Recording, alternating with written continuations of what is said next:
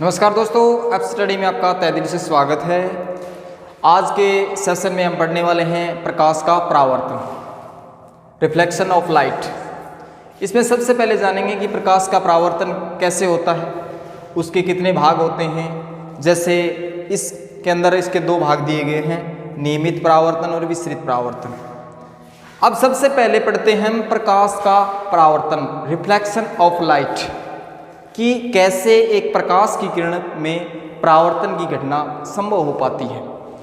अब इसकी डेफिनेशन के आधार पर लीजिए और मैं आपको इसका पूरा एनालिसिस करके आपको बताऊंगा। जब प्रकाश की कोई किरण एक माध्यम में गमन करती हुई दूसरे माध्यम के पृष्ठ से टकराकर, मतलब कहने का मतलब यह है कि कोई भी प्रकाश की किरण एक माध्यम से गमन करती हुई कहाँ जाएगी, दूसरे माध्यम में। एक लेवल को पार करने के बाद दूसरे लेवल से जो दूसरा लेवल है उससे टकराएगी। टकराने के बाद उसी माध्यम में, कौन से माध्यम में, फर्स्ट माध्यम में, क्योंकि पहले क्या हुआ, प्रकाश की किरण फर्स्ट माध्यम से सेकंड माध्यम में गई। अब वहाँ सेकंड माध्यम में क्या घटना हुई, सेकंड माध्यम में टकराने के बाद वापस कहाँ आई, फर्स्ट माध्यम में। तो उसी प्रकार टकराने के बाद उसी माध्यम में एक निश्चित दिशा में चली जाती है, तो यह घटना प्रकाश का परावर्तन कहलाती है। तो इस पूरी घटना को क्या कहेंगे, प्रकाश का परावर्तन कहेंगे। सीधा सा कंसेप्ट है, कोई भी प्रकाश की किरण आ रही है, वो एक माध्यम से दूसरे माध्यम में, या हम यूं कहें कि एक सतह से दूसरी सतह पर जाएगी और जाने के बाद क्या होगी, टकराकर उसी माध्यम में, कौन से माध्यम में, फर्स्ट माध्यम में, फर्स्ट माध्यम में एक निश्चित दिशा में। यहाँ पर एक नोट करने लायक बात ये भी है कि निश्चित दिशा में चली जाती है। ये निश्चित दिशा जो आपको मैं यहाँ डिनोट करके बता रहा हूँ, ये निश्चित दिशा ये आपके आगे के कंसेप्ट समझने में आपकी मदद करेगी। एक निश्चित दिशा में चली जाती है, तो यह घटना प्रकाश का परावर्तन कहलाती है। हो गया। अब जानेंगे कि प्रकाश का जो परावर्तन है वो दो प्रकार का होता है। कौन सा होता है, नियमित परावर्तन और एक विसरित परावर्तन। अब क्या है, सबसे पहले पढ़ते हैं नियमित परावर्तन, रेगुलर रिफ्लेक्शन। रेगुलर रिफ्लेक्शन के बारे में हम सबसे पहले इसकी डेफिनेशन देखते हैं, उसके बाद है हम आगे का एनालिसिस करेंगे। जब कोई आपतित प्रकाश पुंज, या हम यूं भी कह सकते हैं कि जब कोई आपतित प्रकाश किरण को किसमें, चीकने पृष्ठ, यहाँ पर दो भाग दिए हैं मैंने, नियमित परावर्तन और विसरित परावर्तन के अलग अलग से डायग्राम बनाए हैं। अब यहाँ देखिए, यहाँ पर चीकनी सतह ली गई मैंने, चीकनी पृष्ठ द्वारा उसी माध्यम में एक विशिष्ट दिशा में भेज देने की प्रक्रिया को क्या कहते हैं, नियमित परावर्तन। इसके अंदर क्या दिया है कि जब कोई भी प्रकाश किरण एक माध्यम से दूसरे माध्यम में प्रवेश करती है या उससे टकराती है, और दूसरा माध्यम कौन सा दिया गया है, यहाँ देखिए चीकनी समतल सतह। यहाँ अलग अलग कंडीशन दिए गए हैं। यहाँ पर विसरित परावर्तन के लिए क्या दिया है, खुरदरी सतह, और यहाँ क्या दिया है, चीकनी सतह। यहाँ जब कोई भी प्रकाश की किरण एक माध्यम से दूसरे माध्यम कहाँ, चीकनी समतल सतह से टकराएगी और वापस उसी दिशा में, कौन सी दिशा में, प्रथम दिशा में, या हम यूं कहें कि फर्स्ट लेवल से सेकंड लेवल में जब जाती है तो प्रकाश की किरण वापस कहाँ जाएगी, फर्स्ट लेवल में आएगी। और वहाँ क्या होगा, एक विशेष एंगल, कौन सा, यहाँ पर ये विशेष एंगल बढ़ेगा। मान लीजिए मैं इसको थीटा मान लेता हूँ। ओके। अब यहाँ से कोई भी प्रकाश किरण आई, यहाँ आपतित हुई, और यहाँ से क्या हो गई, परावर्तित हुई, तो इसको, इस घटना को क्या कहेंगे, नियमित परावर्तन। और चूंकि यहाँ पर जो थीटा कोण बना है और यहाँ पर जो थीटा कोण बनेगा वो आपस में इक्वल होंगे। क्यों होंगे, इसमें क्या है कि यहाँ इसका एक ये नियम है, नियमित परावर्तन के अंदर कोई भी प्रकाश की किरण यहाँ से, मतलब प्रकाश की किरण, जितनी भी प्रकाश की किरणें यहाँ से परावर्तित होंगी, तो उनके जो मध्य जो कोण बनेगा, उन कोणों का मान आपस में बराबर होगा, इक्वल होगा। ये था नियमित परावर्तन। ठीक है। अब इसका मैं एग्जाम्पल आपको, एक आप नॉर्मली घरों में मिरर होता है। अब मिरर को क्या कीजिए, आप सूर्य के सापेक्ष प्रकाश की किरण उस पर आपतित कीजिए। प्रकाश की किरण आपतित करेंगे तो क्या होगा, वो एक विशेष दिशा में एक प्रतिबिंब बनाएगा। आप समझने की कोशिश कीजिए कि मिरर के सामने आप प्रकाश की किरण उसके अंदर आपतित करते हैं, तो वो परावर्तित होकर कहाँ जाएगी, एक विशेष दिशा पर। मान लीजिए वो प्रकाश यहाँ प्रतिबिंब बना रही है, हो गया, इसको देखता है तो एक विशेष दिशा में ही तो प्रतीत होती है। ओके, अब इस घटना के अंदर हम दो परिवर्तन कर सकते हैं, मतलब प्रतिबिंब यहाँ बन रहा है, यहाँ बन रहा है, यहाँ बन रहा है, तो इसको हम चेंज दो प्रकार से कर सकते हैं। हमारे पास दो ऑप्शन है जिससे क्या है कि हमारे जो प्रतिबिंब है उसकी दिशा को हम चेंज कर सकते हैं। कैसे?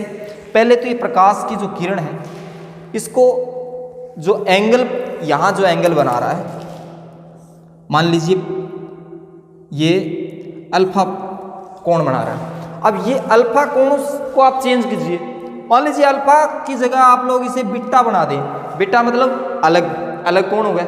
अब अलग कोण करेंगे तो यहाँ से जो प्रकाश की किरण परावर्तित होगी वो अलग दिशा में जाएगी, यहाँ भी तो एंगल अलग बनेगा, जो ये एंगल है वो भी तो अलग बनेगा।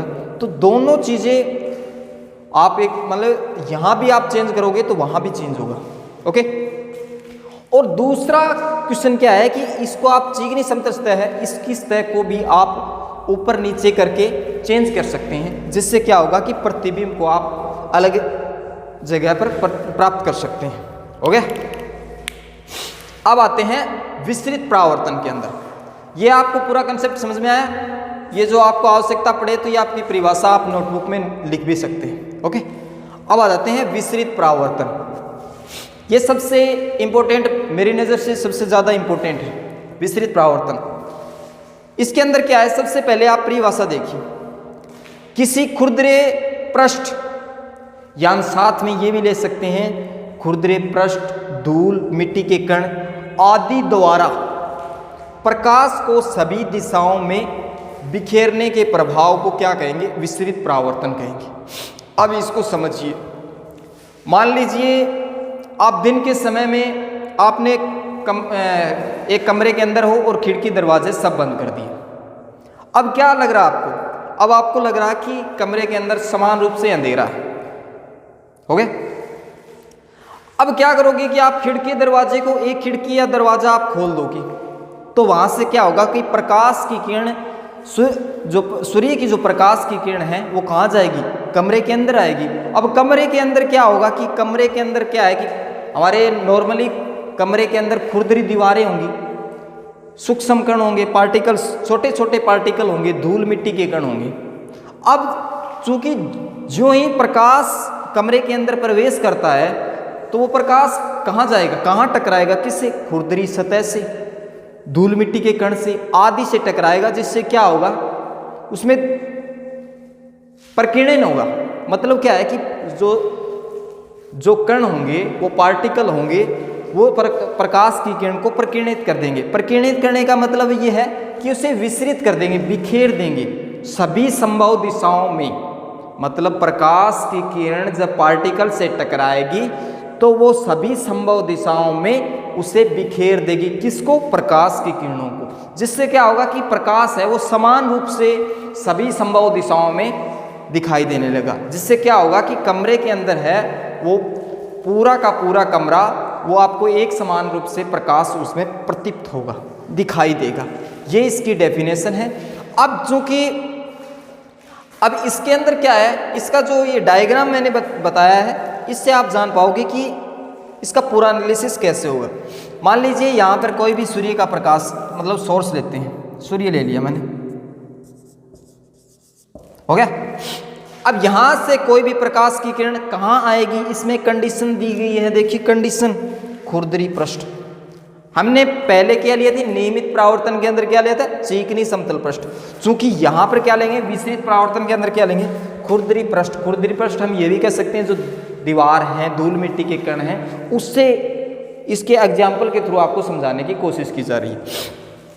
अब यहाँ से कोई भी प्रकाश किरण इस खुरदरे पृष्ठ पर टकराएगी। कहाँ टकराएगी? मान लीजिए, थोड़ा सा गौर कीजिए।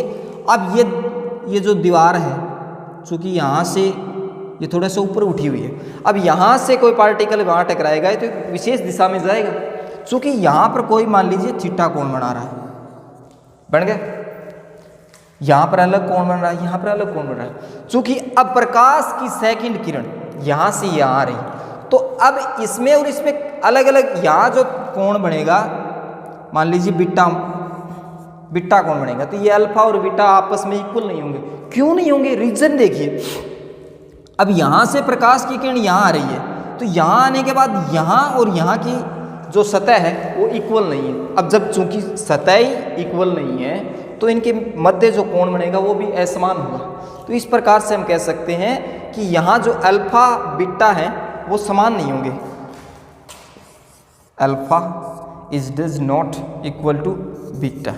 ओके, यहाँ पर अल्फा और बीटा समान नहीं होंगे, चूंकि जो पहले बताया था नियमित परावर्तन के अंदर क्या होगा कि यहाँ जो अल्फा है और यहाँ पर जो बीटा बन रहा है वो क्या होंगे? इक्वल होंगे। ये चिकनी समतल सतह है और ये क्या है? खुरदरी समतल सतह। पूरा एनालिसिस हो गया। अब आते हैं दो बड़े क्वेश्चन। हम यूं कहें ये बड़े क्वेश्चन मानो या छोटे क्वेश्चन मानो, लेकिन बोर्ड के नज़रिए से और साथ में आपके कॉम्पिटिटिव लेवल के आधार पर ये क्वेश्चन अपनी जगह बहुत मायने रखते हैं। ओके, अब सबसे पहले क्वेश्चन आता है आकाश का रंग नीला क्यों दिखाई देता है? ये क्वेश्चन आता है सबसे पहले, क्या आता है कि आकाश का रंग नीला क्यों दिखाई देता है।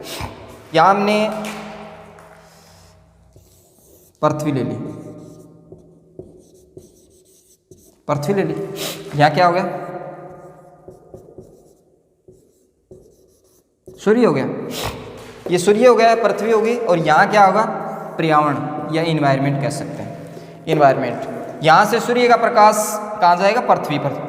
अब यहां चूंकि गौर करने लायक बात यह है कि यहां से कोई व्यक्ति, मतलब पृथ्वी पर कोई व्यक्ति खड़ा है और वो ये आकाश है, आकाश का रंग नीला क्यों दिखाई देता है? ये क्वेश्चन सोचने समझने लायक है, इसे आप अच्छे से समझना। ओके, चूंकि अब देखो सूर्य और पृथ्वी के बीच, यहाँ पृथ्वी के एक विशेष क्षेत्र पर, मैं ये नहीं कह सकता कि पृथ्वी के जो जितना भी क्षेत्र है वहाँ पर इन्वायरमेंट है, इन्वायरमेंट तो है, लेकिन इसके अंदर क्या है कि जो पार्टिकल हैं वो अवेलेबल नहीं होंगे। एक विशेष क्षेत्र के अंदर ही इसमें पार्टिकल होंगे, छोटे छोटे धूल मिट्टी के कण कह सकते हैं हम इनको।